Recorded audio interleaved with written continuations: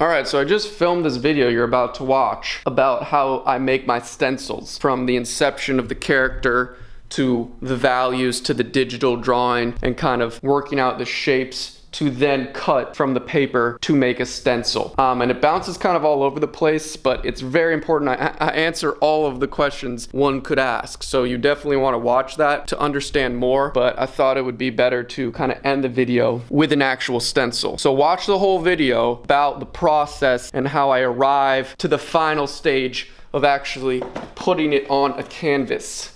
So let's begin.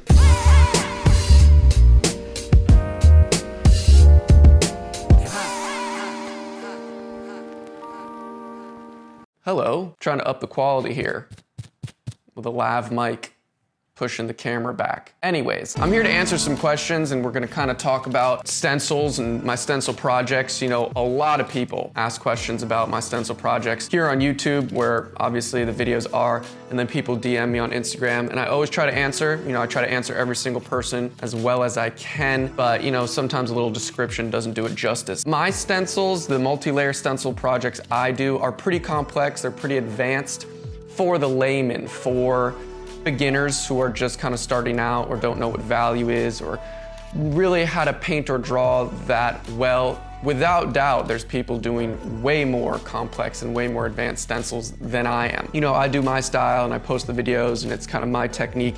And people obviously are just curious about it. So I'm gonna talk about it today. We're gonna talk about stencils, multi-layer stencils, the theory of value and stencils.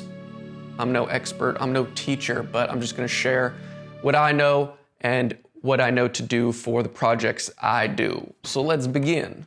All right, so I laid a lot of my stencils out, like from almost every project, and we're gonna talk about them. I thought it'd be good to, you know, kind of just visualize them. I gotta be careful where I step. I even got numbered stencils right here for a graphic design project I did. But let's start with this one right here. This was like the first project I did actually, and it wasn't on canvas. I did, for my final project at art school, I did some illegal graffiti with these stencils, and it was from this sketch, which is actually an OG sketch of mine, which is actually, you know, my tattoo. And so this was a little different how it was made, and it was not even close to being as well thought out and produced as these other ones. But, you know, this one I just guessed the values. There's the white part, which is like the lightest part, which was this stencil, I believe. And then I just kind of guessed where the dark parts were, made it dark, and then just the middle. So those were the three values to make up that one. You know, the paper I used was super thick and super hard to cut out. And it was just kind of, it worked for sure. This is it right here. I actually have it sprayed on this wall. Moving forward to this one right here, let's bump that up a little. This is the second stencil I did, and this is, you know, also actually my tattoo in this massive canvas right here. This again, there's plastic covering it, but 1 value, 2 value, 3 value, 4 value. And so that was like the first time I did the 4 value system, and it worked really well, and I used different paper, and I was, you know, way more precise with all the stuff. So we're gonna talk about the 4-layer system, and we're gonna talk about the theory of this value. You know, you should understand these things to understand how to make better stencils. There's thought and kind of theory and conceptual, you know, ideas you kind of have to understand. And I'm no expert, but we're gonna talk about it a little, and we'll talk about all the materials and the cutting out, so let's sit back down. So we first kind of have to look at the value scale, because that helps visualize the different values. So the stencils I use, they're not really in the black or very black section like 9 or 10, or even, you know, the 1 and 2 where it's mega white. I'm focused more on like 3, 4, 5, 6, 7. We're staying in the middle of these values because I never go pure black and I never go pure white, but this is good to visualize. And so we're not also blending or trying to make things realistic. What these stencils are doing are using just flat shapes, and we're arranging these shapes and the different values of these shapes to make up a face. And I'm gonna break down a couple of my drawings right here. You know, this was the most recent one I did, and I explained it a little in my last video. For this Cyclops, we also got the Medusa. We got, you know, just the brain, the Sam brain, and they're all exactly the same in the same style in the 4-layer system. And now what we're gonna do, we're gonna use a little example. We're gonna do a sphere. Okay, so if I just have a circle, start off with a layer, a mid-tone layer, it just looks like a circle, a shape, a flat shape. There's no dimension to it. It doesn't look like a ball, a sphere, it's just a flat shape. Now we add a darker value to the shadow side, and boom, it kind of looks like a ball. It looks like the light's coming from one of the sides, and then there's a shadow on the other side of the ball. Now we're gonna add another dark, and we're gonna add a lighter. So now we have 4 values. And this really looks like a sphere now. You know, there's a lot more dimension. You can tell which way the light is coming from. And it's just these individual shapes, flat, no blending, no cross-hatching, no stippling. It's just these shapes on top of each other layered to give you this representation of a sphere. And that's exactly what I do. And it's all digitally done, just like the sphere example on my iPad. I use Procreate, it's a great app, and it really lets me dial in these shapes. We're talking about shapes. But you know, even if you understand what I just said perfectly clear, you have to understand the face and the features and how light bounces off things to make your own layers of shapes, you know? The sphere is the easiest example, and I recommend trying that. But you know, to make your own characters, you have to understand how to kind of draw them out. That's why the stencils I do are a little more complex, because you have to have that kind of medium background knowledge of painting and drawing and light on form to represent a face. Not realistically, nothing I do is realistic, but to represent it in a very clear, concise way. But let's talk about, you know, the materials. This is the biggest question I get. All right, I'm not using this lavalier anymore because I'm trying to get some audio of this paper flapping to show you. This is the biggest question I get from people. What paper I use for all these stencils? And it's just the most basic poster board, you know. It's way thicker than printer paper. This is what I tell people all the time. It's like way thicker than printer paper, but it's not too thick like cardboard so that I can't X-Acto it out. Now let's listen to it so maybe you can find it yourself at an art store.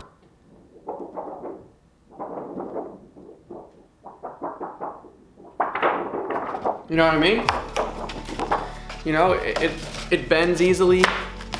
Let's do a tear test. It's thin enough, but it's thick enough to hold its body and spray a bunch, and it works perfectly for me. Maybe you guys have found other things, but that's just it. I use pretty generic, the most generic X-Acto blades. I have a bunch of old ones here. You know, I'm a hoarder. Just normal X-Acto blades. They cut out super easily. You know, look at, that doesn't take too much force, and boom. So yeah, that's the dealio with that. If that helped people, I really hope it did. I almost forgot, I also get a bunch of questions on the end stage of my stencil projects when I cover the character, tape it up, and I spray the background a flat color to protect the character. What tape am I using? How do I cut it out? Some people say you know, paint gets pulled off or that it's not precise. This is just generic as it gets, masking tape. Any Home Depot, any art store, any craft hardware store, it's just as basic as it gets. It's very thin.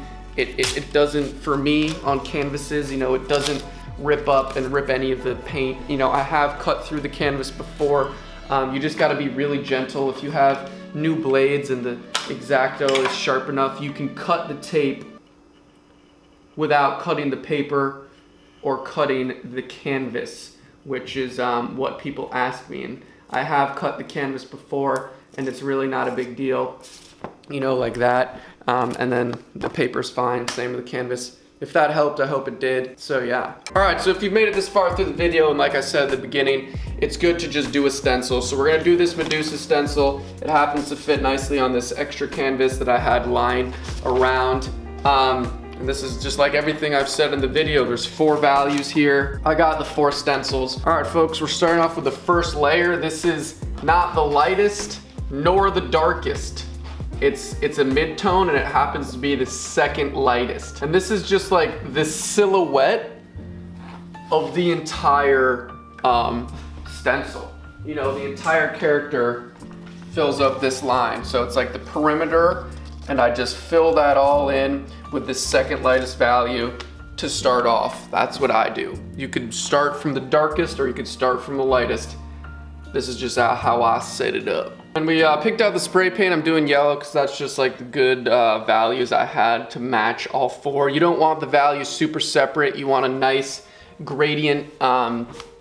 You know, there's no blending, but the closer they are in value, the, you know, more it will look like it will be blended, but then you don't want to be too close or all the values will be together and you won't get that sense of form, like really dark shadows and really light lights. So you can just play around with it, see what you want. I usually test things out when I do the big projects that I want to sell and show, but this is just for fun and showing you. So I picked out colors real quick. This is the second lightest value and we're gonna get to it.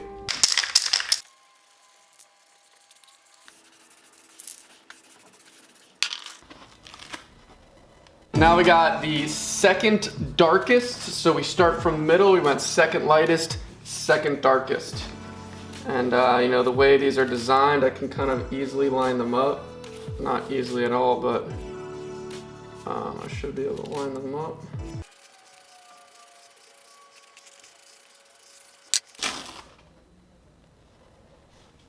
And this is the third darkest. This is, you could see that it's just hanging on by these two little things. And I try to make stencils to not have that. This happened to work out like that, but this is definitely the most fragile stencil I've probably ever made. And so it requires some more finessing because it's just delicate. We're gonna line this puppy up.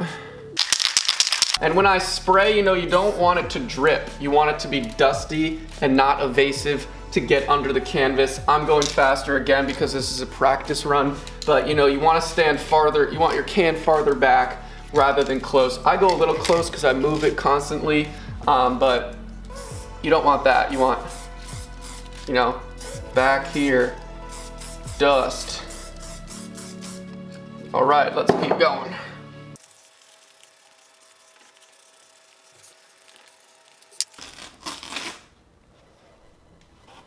Usually the lightest value is the cherry on top because, like I said, your eye sees light. So a lot of the times my stencils, the lightest value will be the most surface area.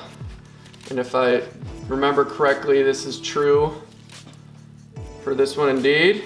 Place it right there.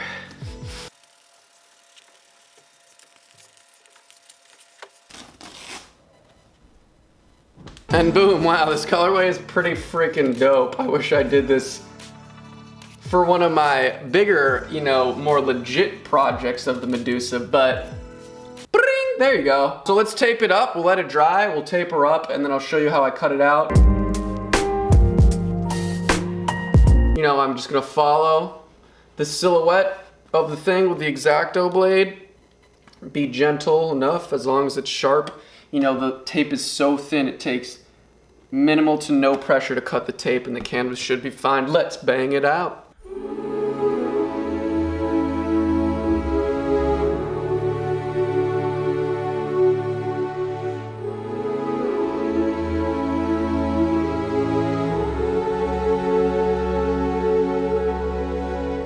Another super critical part of my stencil projects, which people also ask a lot, is what do I use to outline? And I use these, they're kind of bent, but they're just liner brushes. You know, I think they're like $2. I get the really cheapo ones, they work perfectly. I use fluid acrylic golden paint. You know, these are just it, but today she's begging for an outline. It's gonna be way, way less precise than the other ones. And I'm actually gonna use a little fatter ones to kind of just, to get, you know, more variation in line weight, and I'm not gonna take my time at all. It's gonna be spontaneous and quick. I think it'll be fun and kind of cool. But yeah, these are the ones I use, just pretty basic liners for lining my outlines.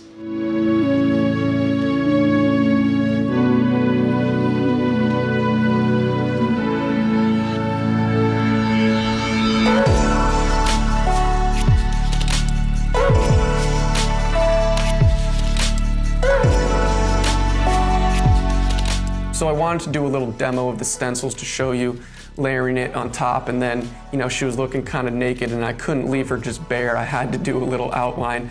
And this was just a super quick, super messy outline to finish her up. You know, this took maybe 40 minutes, where the original Medusas, where I spent a really long time painstaking every process, the outline was outrageous. It was like 3 hours per canvas to do the super clean, slow outline.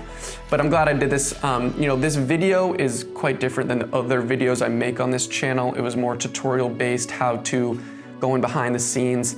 I never want this channel to be a tutorial based how-to channel where I teach people painting, because I'm not a teacher of painting. I'm a practitioner, and these, you know, the point of this channel is for me to share my creative endeavors and make creative, cool videos of my experiences with my projects. And I can give tidbits, you know, for example, I've gotten this repeated questions about the stencil projects people continuously ask, so I thought I'd purposely make a video going behind the scenes, going in depth to answer them. And I'm sure I'm gonna get a million more questions, and now I can refer them to this video. But you know, like I said, I was glad to make it, and I do read all the comments. I try to answer everyone. People DM me every day, comments all the time. Now that more and more people are watching the videos, it's great, but they are a lot, so bear with me. I try to read and respond to everyone, but if you see someone in the comments with a question and you know the answer, you know, start a discussion. The comment section on YouTube is great, I think. There's nice little communities, but you know, bring it on. I love the comments, I love the questions. So yeah, hopefully this video helped someone who was looking for some more insight. But you know, back to regular creative awesome videos. I'm pushing it into 6th gear. I'm so excited. There's so many projects I've had planned that I've been working on for weeks, some secret projects I've been working on for months. It's epic. It's all good. Stay tuned, and I'll see you in the next video.